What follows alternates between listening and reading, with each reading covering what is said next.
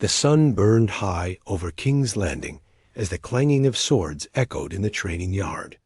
Tyrion Lannister stood off to the side, wiping sweat from his brow.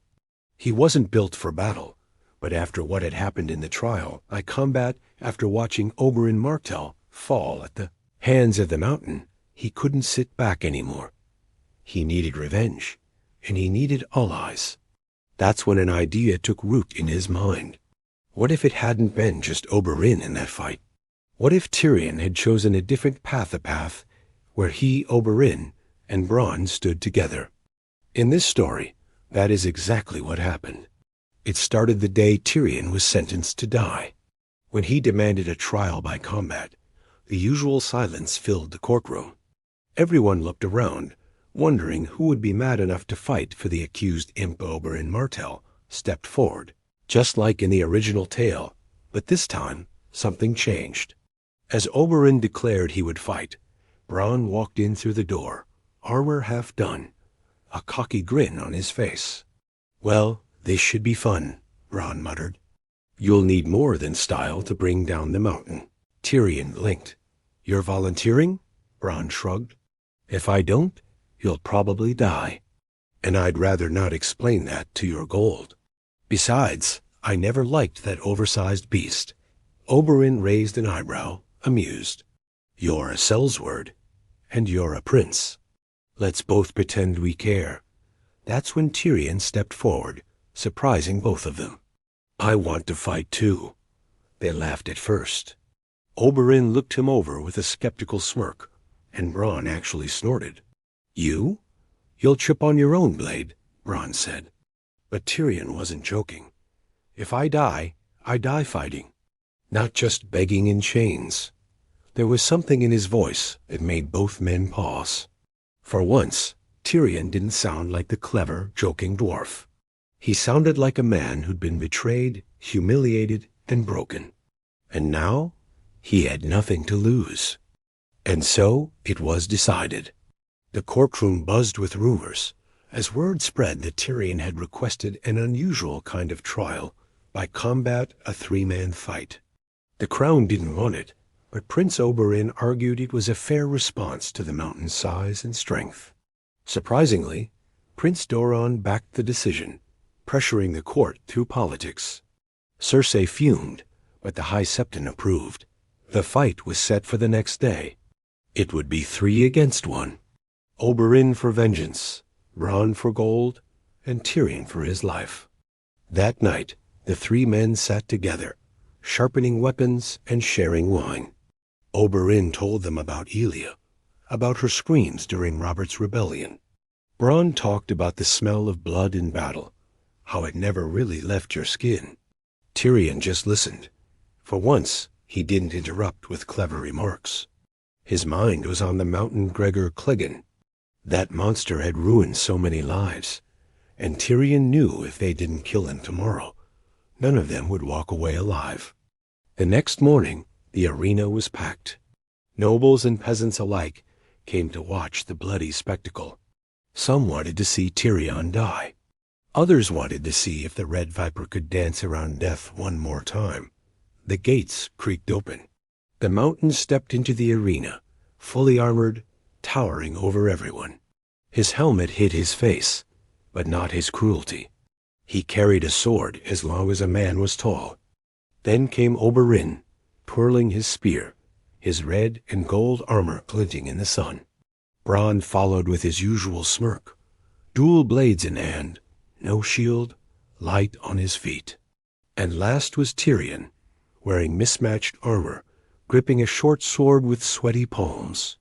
He wasn't ready for this, but then again, he had never been ready for anything in his life. Yet here he was. The horn sounded, and the Mountain charged.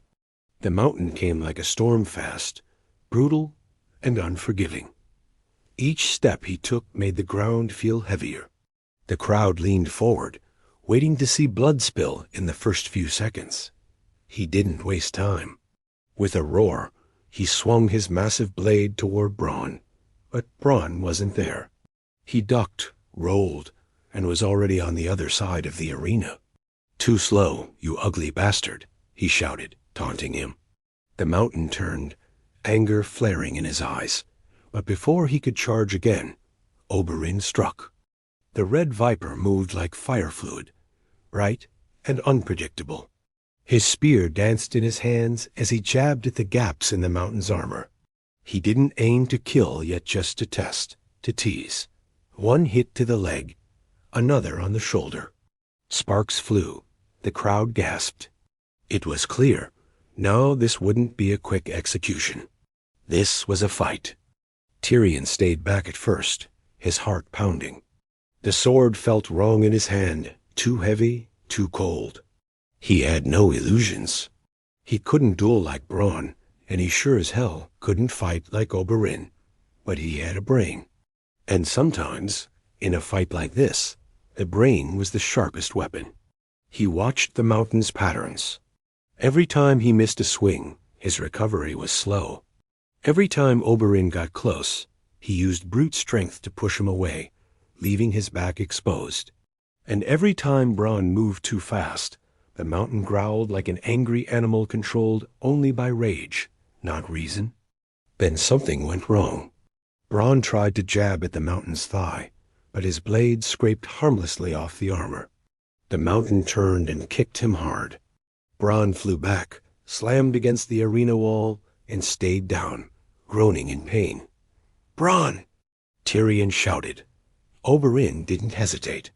He launched himself at the mountain, spinning and striking with his spear. He landed a deep cut across the monster's ribs, making him stumble. "You raped her," Oberyn shouted, fury in every word. "You murdered her. You killed her children." But the mountain wasn't listening.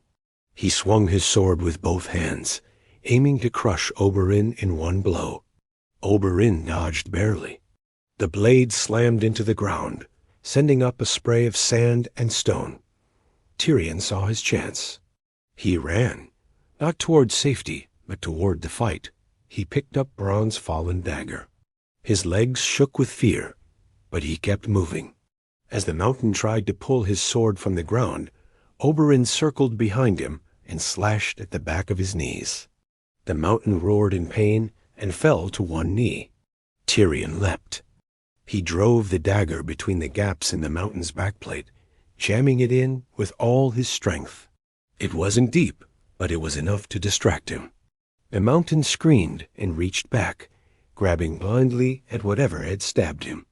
That's when Bronn reappeared, blood dripping from his mouth, limping slightly, but his blade was steady. He drove his sword into the mountain's side. Oberyn didn't wait. With a final cry, he lunged forward and jammed his spear straight into the monster's throat. This time, the mountain didn't scream. He gurgled. He dropped to the ground, shaking, blood pouring from his mouth, neck, and side. His sword fell from his hands, and he lay still. The crowd was silent. Tyrion, Oberyn, and Bronn stood in the middle of the arena, breathing hard, blood covering their armor, eyes wide with the shock of survival. It was done, but not over, because now the politics would begin. And Tyrion knew winning the fight was the easy part. The real war would start the moment they stepped out of that arena alive. The silence in the arena was heavier than steel. No one cheered. No one moved. The mountain Gregor Clegane, the beast of Westeros, lay dead, and the crowd didn't know how to react. 3 men had brought him down, and one of them was Tyrion Lannister, the man they'd all come to watch die. Cersei stood frozen in the royal box, her face pale, her eyes wide with disbelief and hatred. She looked at Tyrion like she wanted to rip the skin from his bones. King Tommen, young and unsure, turned toward his mother. "Does this mean Uncle Tyrion is free?" Cersei didn't answer. Her nails dug into the wooden railing. She had lost. Again. First Joffrey. Now Gregor. And worst of all, her monster of a brother had just humiliated her in front of the entire court. Down below, Tyrion's legs threatened to give out. His hand still clutched the bloody dagger, but his fingers were numb. Oberyn placed a firm hand on his shoulder. "Stand tall, Lannister. Let them see what survival looks like." Bronn limped over, wincing with every step. "I thought I was dead for sure," he muttered, then grinned. "But I've gotta admit, it feels good to kill a legend." Tyrion nodded, but inside, his thoughts raced. Something was wrong. Too quiet, too tense. That's when the High Septon stood and raised his voice for all to hear. "The gods have judged. Tyrion Lannister is innocent in the eyes of the Seven." The crowd erupted, some in gasps, some in cheers, others in angry whispers. It didn't matter. The decision had been made. Tyrion was free. But freedom in King's Landing was never truly free. Back in the Tower of the Hand, Tyrion sat with Oberyn and Bronn, watching as Podrick brought them wine and roasted meat. Tyrion didn't eat. He just stared at the wall. "You look like a man who just lost," Bronn said, stuffing his mouth. "You're alive. You've got your name. You've got your gold. Hell, you've even got your nose. What's the problem?" Tyrion shook his head slowly. "Cersei, she won't stop. Not until I'm ash in the wind." Oberyn poured himself a glass of wine. "Let her come. I killed her monster. I'll dance with her next if she wants." But Tyrion wasn't so sure. "She won't fight us head-on anymore.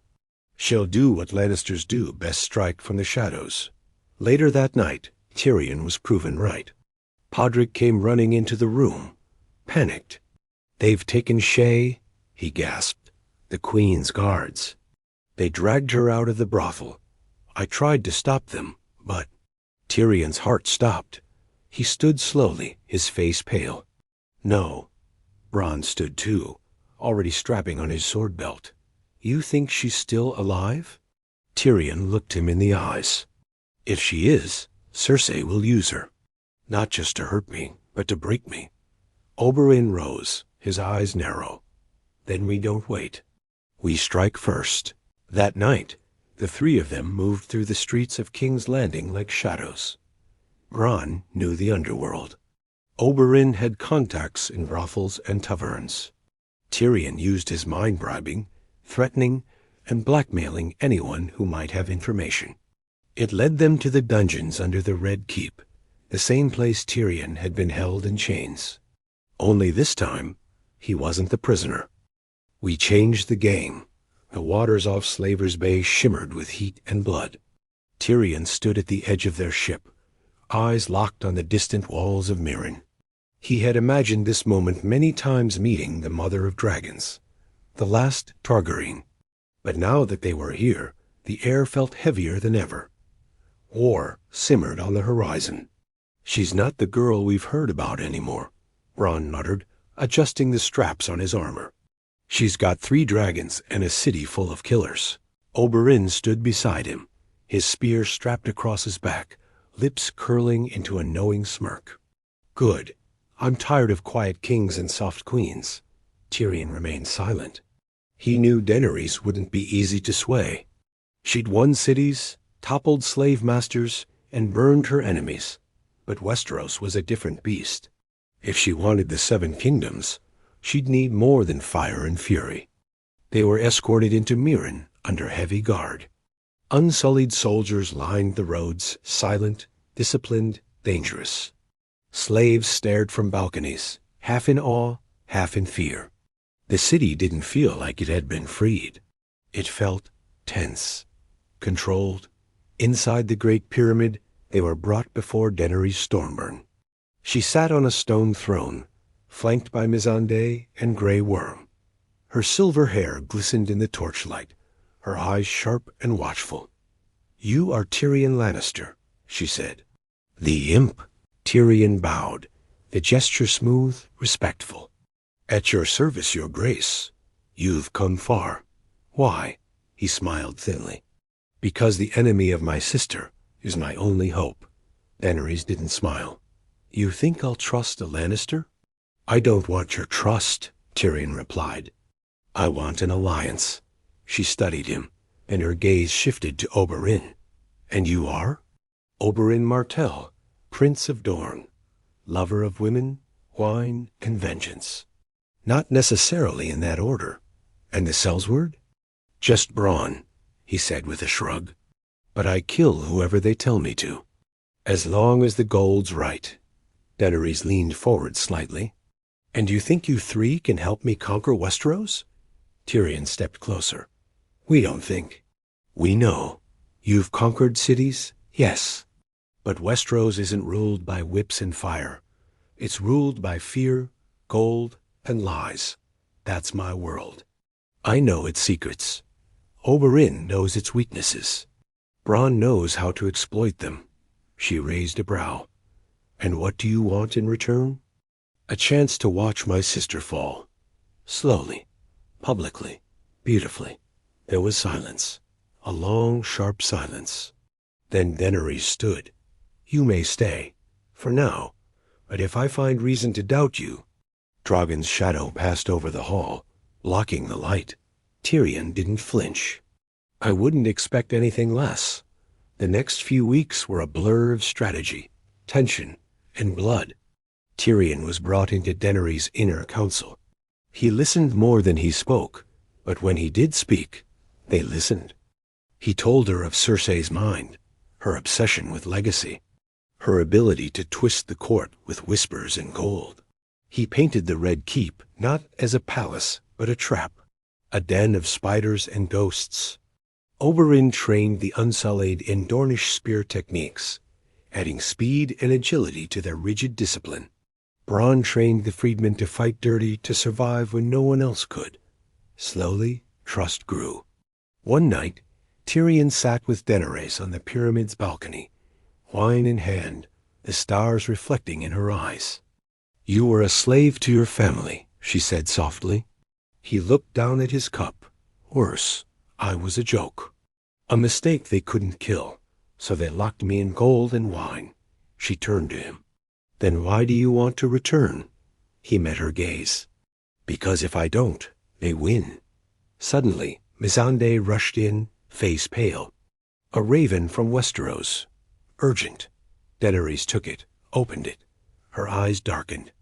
They've crowned her, she whispered. Cersei, Queen of the Seven Kingdoms. Tyrion's heart slowed.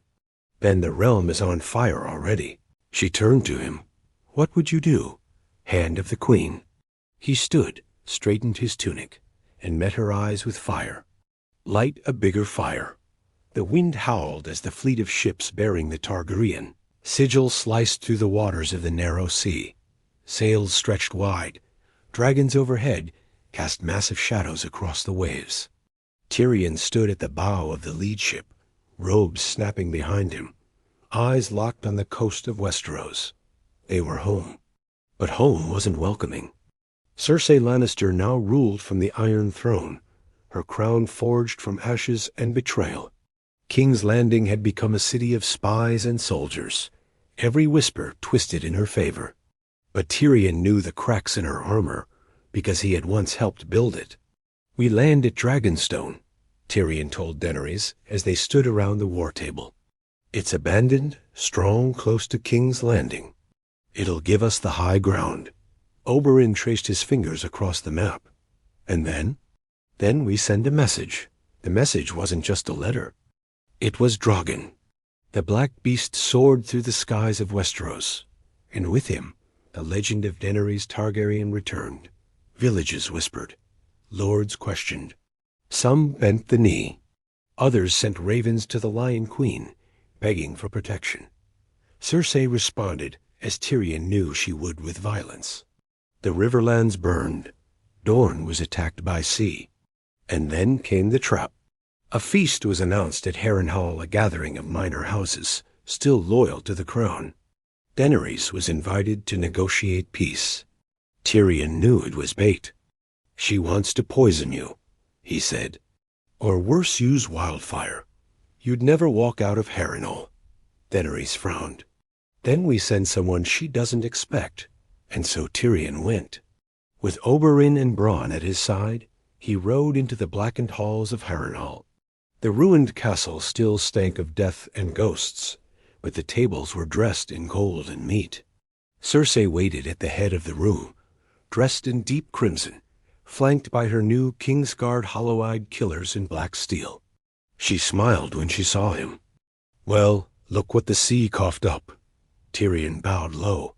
"Your Grace, you look radiant, like rot wrapped in silk." Her smile didn't waver. "Still clever. Still beneath me." Tyrion looked around the hall. "Impressive army. All bought with Lannister gold, I assume?" Funny how father's fortune keeps fueling his disappointment. The small talk ended. "I know why you're here," Cersei said, voice cold. "To beg, to warn, to stall. None of it matters. I have the throne. I have the capital. You have? What? A woman with dragons and delusions?" "No," Tyrion said softly. "I have something you never will." She leaned forward. "And what's that?" "People who would die for me." At that moment, the roof of Harrenhal groaned, then screamed. Drogon crashed through it. Fire poured from his jaws as the feast erupted into chaos. Cersei screamed orders. The Kingsguard drew their swords. But Bronn was already moving, cutting through them like wheat. Oberyn danced across the blood-soaked floor, his spear finding every weak spot. Tyrion moved through the panic with one goal, his sister. He found her in the Hall of Faces, crown in hand, fury blazing. "You think killing me wins you the realm?" she hissed. "No," Tyrion said, raising a crossbow. "Just peace," she laughed. "You don't have it in you." He stared at her. "You said once I would regret not killing you when I had the chance. But you were wrong, Cersei. This moment right now is why I waited." He lowered the crossbow and walked away. Behind him, Oberyn stepped into the room. Cersei's smile vanished. "You took my sister," he said. She raised the crown like a shield. "I'm queen." Oberyn's spear slid into her chest like a whisper. "No," he said, "you're a ghost." By nightfall, the flames had consumed Harrenhal. By morning, the realm knew. The queen was dead. The war was over. At Dragonstone, Daenerys placed her hand on Tyrion's shoulder. "You could have killed her yourself." He looked out at the sea. "I did, just slowly," she smiled. "And now?" Tyrion turned to her. "Now we rebuild, with fire behind us and justice ahead." And for the first time in his life, Tyrion Lannister felt free, not because he had escaped his past, but because he had survived it. They found Shae, chained, beaten, and bruised, but alive. Her eyes filled with tears when she saw Tyrion. "I thought you were dead," she whispered. "And I thought you were free," he replied, gently touching her face. Bronn picked the lock, and Oberyn stood guard, his spear ready. But as they turned to leave, torches lit up the hall. They were surrounded. Gold cloaks. At least 20. And at the front, Cersei. She stepped forward, her smile cold as ice. "You thought this was over, dear brother?" Tyrion looked at her, his voice calm. "You never learn, do you?" Cersei's eyes narrowed. "You may have won the arena, but you won't win the game." The standoff had begun. And this time, no gods would decide the outcome. Only blood. The torches flickered as tension thickened the dungeon air. Gold cloaks lined both sides of the hallway, swords drawn, faces cold and expressionless. Cersei stood tall in her velvet gown, draped in authority and vengeance, her chin tilted as if she had already won. Tyrion stepped slightly in front of Shae, shielding her with his body. His voice was steady, but his eyes flicked across the corridor, measuring, counting, calculating. 20 guards against 3 men and 1 chained woman. Not exactly a fair fight. Bronn leaned toward him and muttered, "Aye, not fair for them." Oberyn grinned, his spear spinning once in his hand. "I've killed more men than this before breakfast. Let's make a memory." Cersei's lip curled. "I don't need to kill you, Tyrion. Not here. Not now. I just needed you to see that no matter how many battles you win, you're still mine to break. Tyrion looked at her for a long moment. You had the mountain. Now you have nothing. And yet you still act like a queen. I am a queen, she spat. No, Tyrion said, voice dropping.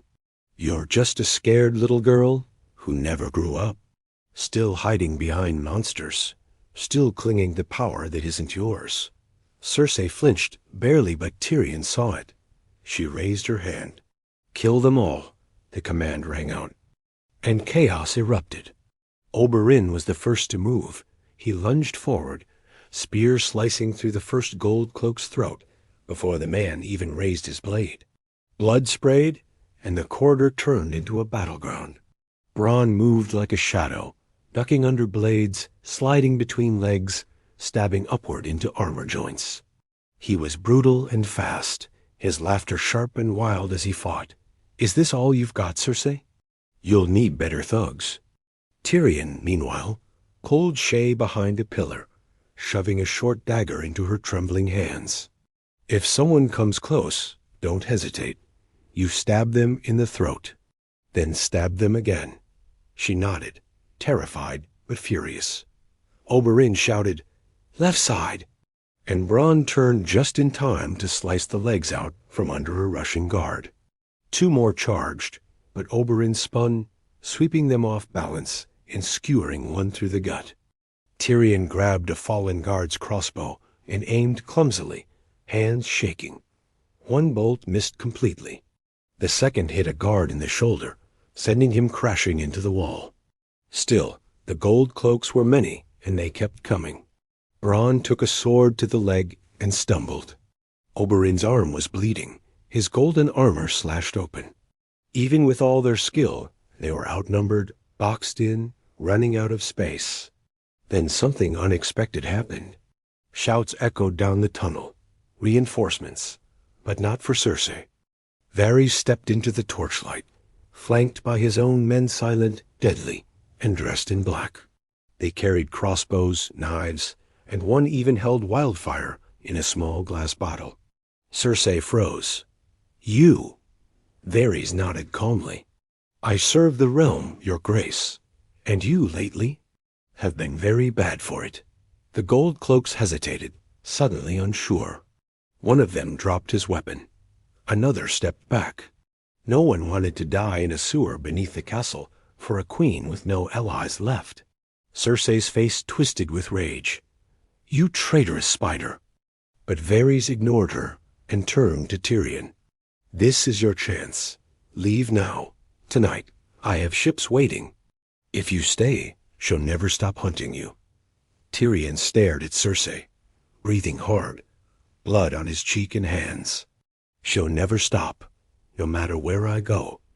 Then take the fight somewhere else, Varys said quietly.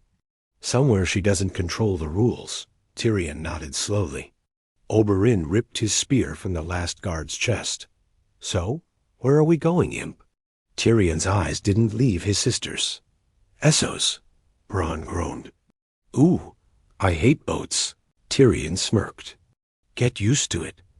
As Varys' men took Shay and led the group toward the tunnels, Cersei screamed behind them, surrounded by the corpses of her own men. You'll regret this, Tyrion. I swear it. He paused and looked back one last time. No, sister. You will. And then they vanished into the darkness, heading toward exile, war, and a future no one could predict. But Tyrion knew one thing. He wasn't running. He was regrouping. And when he came back, it wouldn't be in chains. The ship rocked gently as the dark waters of Blackwater Bay stretched out behind them. Dawn cracked across the sky, painting the waves blood red and gold. Tyrion stood at the stern, cloak whipping in the wind, his eyes fixed on the fading outline of King's Landing. He didn't feel relief. Only rage. Shay slept below deck, wounds bandaged, her breath steady. Bronn was snoring beside a barrel of wine, blade still strapped across his chest. Oberyn stood beside Tyrion, arms folded, the sea breeze tugging at his long hair. You could have killed her, Oberyn said after a moment. Tyrion didn't turn. And become her? No, I'd rather outlive her and outplay her. Oberyn gave a bitter laugh. You're more dangerous than she is. Tyrion smiled. A slow, bitter thing. That's the idea. Their ship was headed for Pentos, where Varys promised allies, gold, and safety. But Tyrion wasn't interested in hiding. He had seen what power looked like in King's Landing, and how easily it could be taken. Now he wanted to rebuild from the ground up. In Pentos, they were welcomed into a villa arranged by Illyrio Mopatis, an old friend of Varys. The food was good, the wine endless, and the whores plentiful. But Tyrion didn't smile once, because war was brewing in his mind. Oberyn spent his days training, his wounds healing quickly, but his anger still raw. Bronn gambled, drank, and enjoyed the brothels, but even he knew this peace wouldn't last. Tyrion called a meeting one night, candles flickering in the high-ceilinged hall of the villa. Maps lay across the table, pins stuck into cities across Westeros and Essos. We can't go back yet, Tyrion said, but we can prepare. I know the game better than most. And Cersei will grow bolder without us there. She'll make mistakes. We just need to make sure we're watching when she does. Oberyn leaned on the table. You want to build an army. Not just an army, Tyrion said, eyes sharp. A cause. People follow banners. But they die for ideas. Bronn frowned. What idea exactly? Revenge? No, Tyrion said. Justice. Something Cersei has never offered anyone. They started small smugglers, sellswords, exiles from Westeros. Tyrion used gold to buy loyalty. Oberyn used his name to pull fighters from Dorne. Bronn. Well, Bronn had a special way of convincing people that joining their side was safer than refusing, but it wasn't enough. Tyrion knew that to stand against the Iron Throne, they'd need more than petty soldiers and wounded pride. They needed dragons. And there was only one person who had them. Daenerys Targaryen. I've heard of her, Oberyn said, as they sat around the table days later. Breaker of chains, mother of dragons. You think she'll help? Tyrion poured wine and nodded. If she wants the Iron Throne, she need people who understand Westeros. I was born in it. You fought its monsters. Bronn knows how to break it. She'll need us as much as we need her. Bronn raised an eyebrow. And what if she doesn't want to share power? Then we persuade her, Tyrion said. Or we make her see that she can't take Westeros without us. The next day, they prepared to sail for Meereen. But before they could leave, a raven arrived. The scroll bore no sigil, but the writing was unmistakably Cersei's. Tyrion, you should have killed me when you had the chance. You took your whore. You took your sellsword. And you took the Red Viper like some traveling circus. But I still have something you don't. Father's legacy. The throne. The power to make the world forget you. And oh, did you think I wouldn't find your friend Varys? He screams beautifully. Tyrion's hand tightened around the paper, knuckles white. The candle's flame caught the edge of the scroll, and he let it burn. Oberyn saw his face and asked quietly, What now? Tyrion looked up.